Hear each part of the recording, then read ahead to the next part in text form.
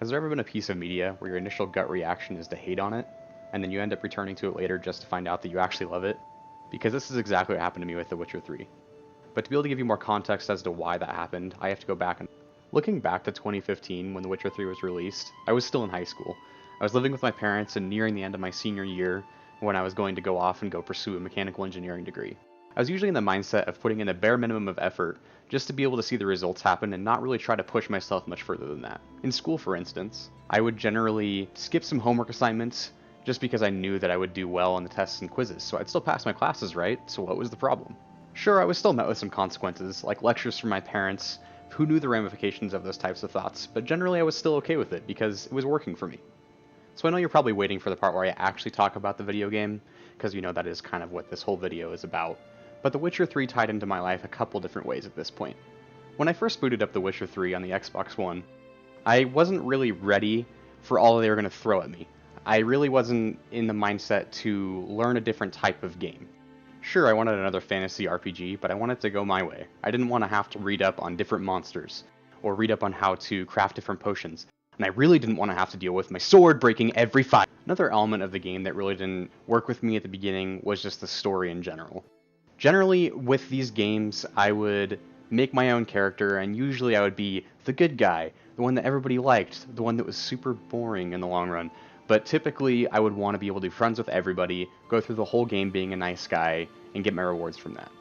At the time, whether I realized it or not, I really wanted my games to be black or white, good and evil, and be able to say this is the right decision or the wrong decision based on if I'm trying to be a good guy or a bad guy. And this game just didn't really allow for that.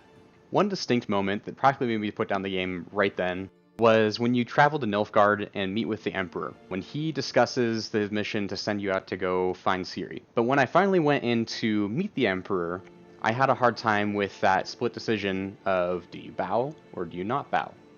With my whole nice guy mindset, I of course decided to bow because I felt like, why make an enemy right now? I don't even really know this character. And when I was met with the, I thought you didn't bow to any man, classic response, I felt like I made the wrong decision, and I was kind of upset with that. Even with that being generally a small instance of the game, it really was a big thing for me. I just wanted to be the good guy. So naturally when that was taken away from me, I felt like this game wasn't really made for me. Alright, so I think that's enough of that time period.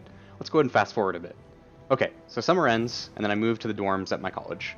At this time I moved in with my brother in the dorms over there. We were both going for engineering degrees, and we both didn't really want to be super social and find new people to hang out with, so it just worked out perfectly there. This was a pretty big change up for me, because this was the first time that I ever lived away from my parents. I was also doing long distance with my girlfriend, who, spoilers, I end up marrying later, and, you know, I just was generally not really ready for adult life. I think that was pretty evident if you ever walked in our dorm at that time. There'd be garbage everywhere, there wasn't really any, like, chores around the dorm done. We usually would just sit there at our desk, play League of Legends, argue over stupid things, which generally happens when you're only 10 feet away from somebody every single day. But it was also here that I really was able to acknowledge that my way of thinking of doing the bare minimum and not really trying to apply myself really was failing here. But I wasn't really willing to change quite yet. And it was generally right around here that I started to develop depression.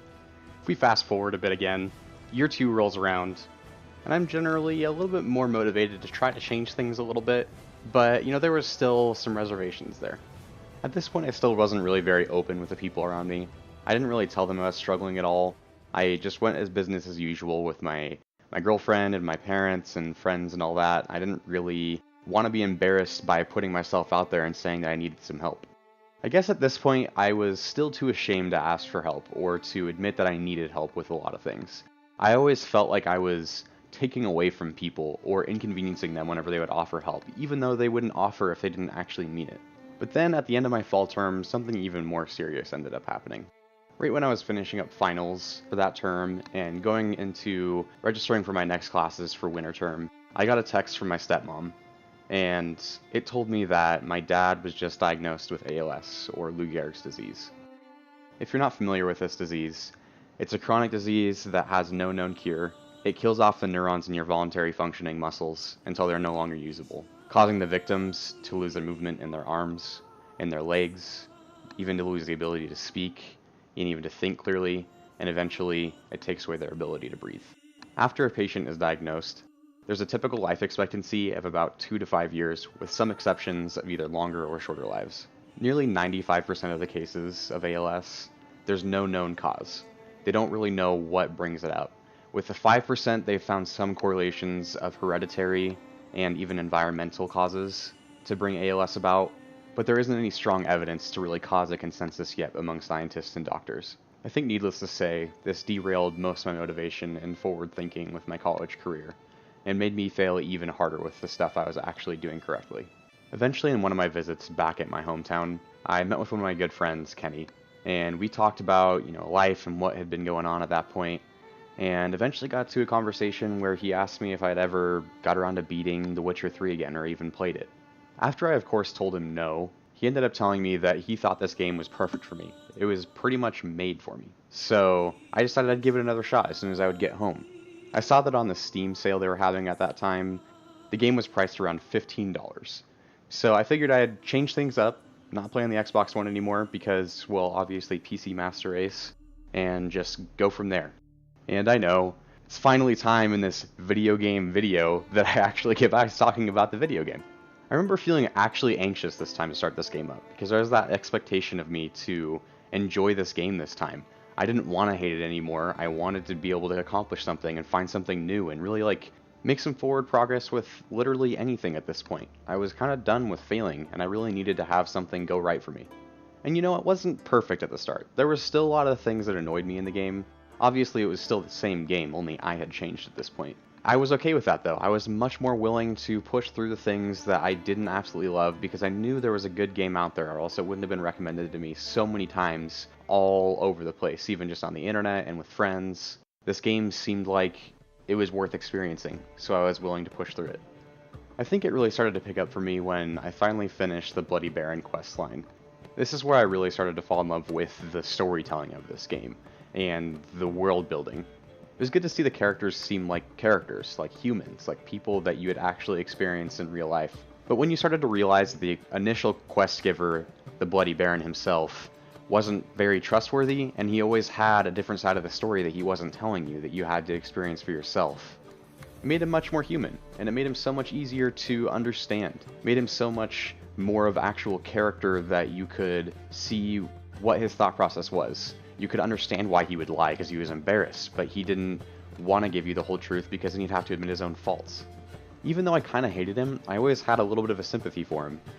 Seeing how he wanted to make things right, but he also knew that he probably wouldn't. He probably wouldn't be the greatest father or husband ever again.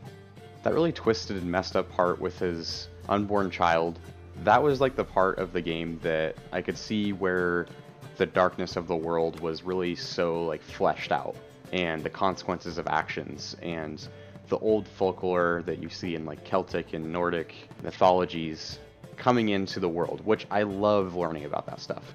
I think this is where I started to enjoy the game for what it actually was, rather than what I was wanting it to be from the get-go.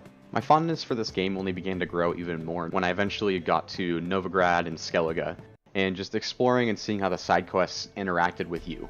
I think a lot of fantasy RPGs, or even just RPGs and MMOs in general, always suffer from this problem of giving you so many fetch quests, or same quests over and over again with different names, where it's, go and slay X amount of monsters for their left toes for, magic! Yeah, that's why!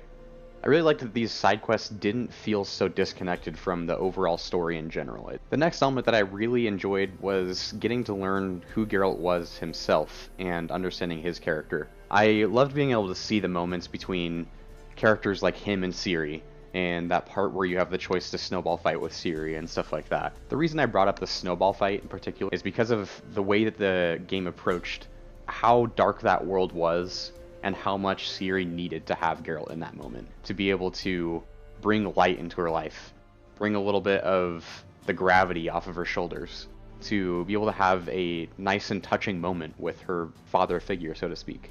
And even just for the relatability purposes, I really needed that at that time, because of what I was going through with my dad, and being able to see that, everything was gonna be alright in general. Even if things are looking down and looking negative, I still have those people around me that love me and care for me.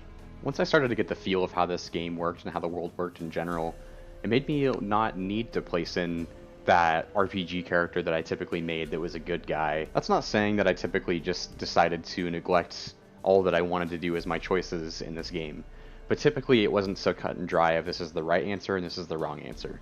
And that was something I really appreciated when I got further into Novigrad and ultimately had the decision to kill a pretty important character that had done a lot of things negatively toward Geralt and Ciri. And you had the choice to spare him and let him live with his decisions, or you had the choice to kill him. While both were revenge and possibly not the quote-unquote right answer, because you're either killing him and ending his life there, or you're letting him live in his self-pity and lack of success after you ruin everything that he's created. But personally for me, I couldn't look past the fact of what he had done to hurt Ciri, who is important to Geralt. That's his daughter, so to speak. And being able to make that decision to kill him was what I wanted to do in the moment. The way I came to my decision was I placed myself in Geralt's shoes and thought, if somebody had hurt my daughter, I would want to get revenge too. Not that I actually have a daughter, of course, but down the line, I just fully appreciated that they placed you in moments where you'd make decisions that, whether it was right or wrong, you would feel okay with the consequences afterwards because it was a decision you made in that moment and you justified it in your mind of this is what you want to do, and it didn't have to be a negative thing on you from the rest of the game. And as cheesy as it is, it really did help me understand with my decision making with my future college goals that maybe I didn't have a future here right now. Even if it was just for a temporary time, I felt like it was time for me to leave. I no longer had to beat myself up thinking that I just wasn't trying hard enough, or I was giving up too soon, because those are the repeating thoughts that were in my mind. Thinking that I wasn't good enough, thinking that I wasn't doing well enough, thinking that I wasn't smart enough to finish this out. But ultimately, after finishing this game, I didn't have to think of it that way. It could just be my choice because that's what I want to decide for myself because I think that's what's best for me right now. There didn't have to be any more shame after that. So ultimately, I stuck with that, and after my year 2, I moved back home. It was a little weird moving back home with my mom and stepdad after feeling like I had felt a defeat, but overall I was still pretty happy with myself. I didn't feel like I had to be ashamed of it, and my parents didn't make me feel like I had to either. And at that time I really needed their support, to feel like they weren't ashamed of me and disappointed with me. And it just so happened that moving back was very reparative for me. I was able to be more open with my depression, I was able to have better relationships with those around me and more vulnerable ones, more trusting, and during that summer I ended up getting engaged to the love of my life. And you know, even if it didn't work out so well, I think, it's hard to really say this without actually going that way, I feel like I would still be okay with my decision because I felt like it was the one I needed to make at that time, and I was ready to live with the consequences. To wrap up my story finally, my dad ended up passing away that January following. While it was very tough to go through it at the time, I was so happy that I had gone through my journey before that to be more ready to cope with all of it. Then following the events after that, I finally ended up getting married that summer.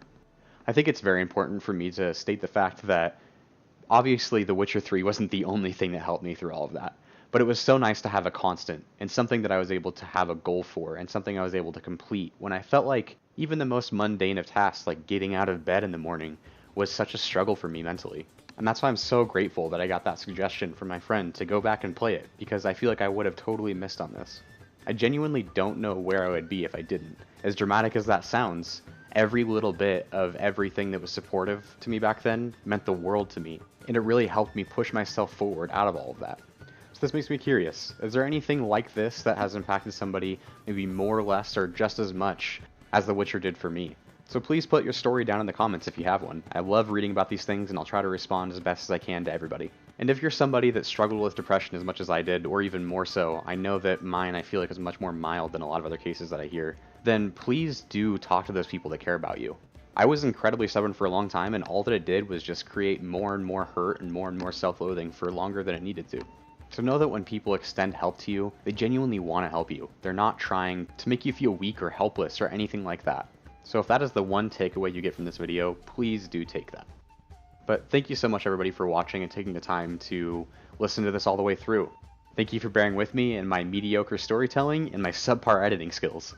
But if you did happen to like it on the off chance, please do like it down below and leave a comment. Tell me if there's anything that I can improve on. And while you're down there, please consider subscribing to me. I'd really appreciate it and it would mean a lot to me. I'll put links in the description to all my social media so you can find me anywhere, and I'll let you know when I've posted new videos and try to interact with each and every one of you as best as I can.